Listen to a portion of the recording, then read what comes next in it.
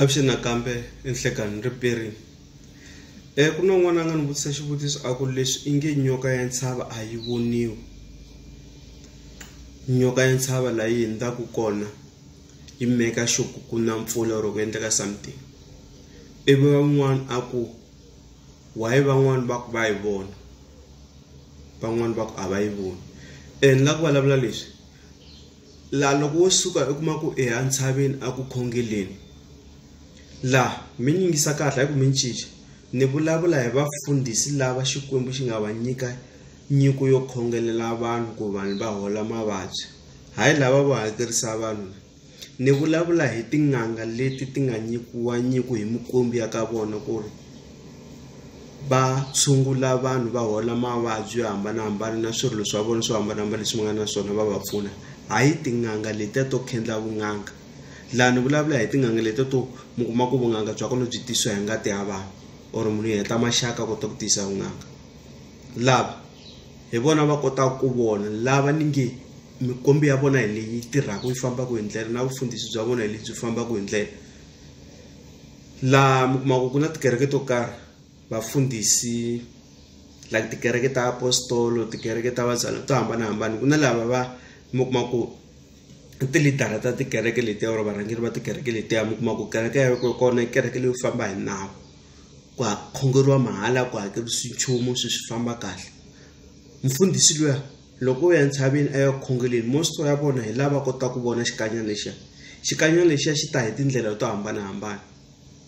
One mi kuma ku mfundhisi a gonya ntshava a ku ya khongeleni before a fika le nhlohlorini ya ntshava ku va xi n'wi amukela mi ta vona i ta nela hi swipfulana switsongo ku va swi n'wi hlantswa, xa n'wi hlantswa xikanyana lexiya xi ta tisa mpfula ku xi n'wi hlantswa swipfulana swi n'wi tsutsusa ku a gonya ntshava yi n'wi katekisa.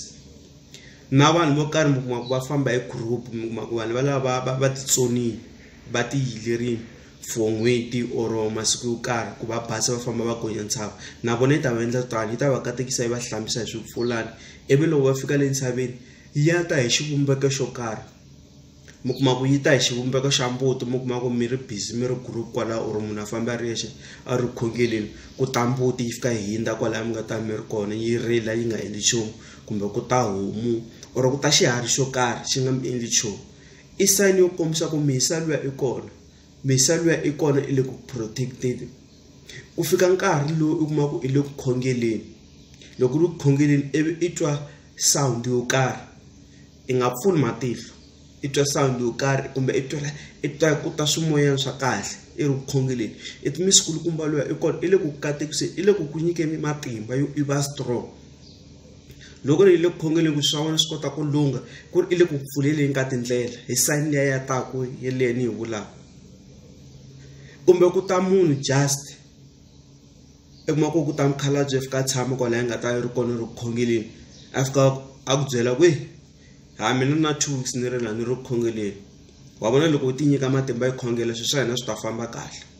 Ivi i khongela na xona xikhalabye lexiya ivi xi ku teka xi ku a yi jikinyana kun'wana ni vone kun'wana hala ya banyana bakwini mi fika mi khongela laha bakwini. Kasi yena misele i ku teke hi xivumbeko xo karhi ku ta ku nyika matimba ku kota ku va strong. Na laha mi kuma ku va famba va ku celeni ka mimirhi ka titshava letikulukumba ti nga ti talela misaveni kumbe kwala Afrika-Dzonga. Mi kuma ku ta mukhalabye na yena ti khomile xikomu na xibangani xitsongo a fika ku byela kuma ku i n'anga i famberiwe kumbe i fambe na vanhu lava yi tirhaka na vona. A ku a hi jikeni hala ni vone murhi wo karhi, mi fika mi cela murhi luwa na wona a ku ma vona lowu xichava xi ta hanya, vanhu va ta hanya hi murhi lowona. Ivi loko mi hete ku cela mimirhi ivi a ku na swi tiva laha ya kona i ta thwasisa yi nga heti na mina leni ya kona na swi ta va ta va tele. Kasi yona yo ku byela yi ku nyika message ku byela ku swilo swa wena swi fambe kahle. Se mhisa luya i ta hi tikhind to hambanahambana, ya ta hi xiharhi, ya ta hi xifuwo, ya ta hi xinyanyani. Loko va ri ku khongeleni ntshaveni ivi i vona xi xo karhi i mhisa luya i te hi sign yo karhi. That's why mi kuma ku vo tala vafundhisi loko va vele titshaveni va ri na matimba more because va n'wi vonini mhisa luya, va n'wi voni hi xivumbeko xo karhi, a va yi vonangi straight, a yi ti straight yi ta hi swivumbeko swo hambanahambana.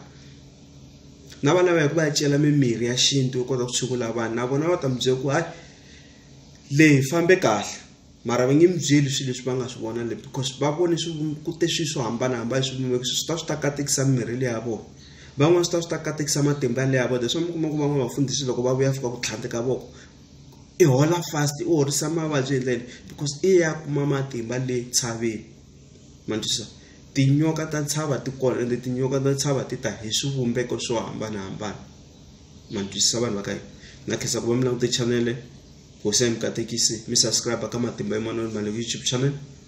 Thank you. Xandla ka xin'wana xandla.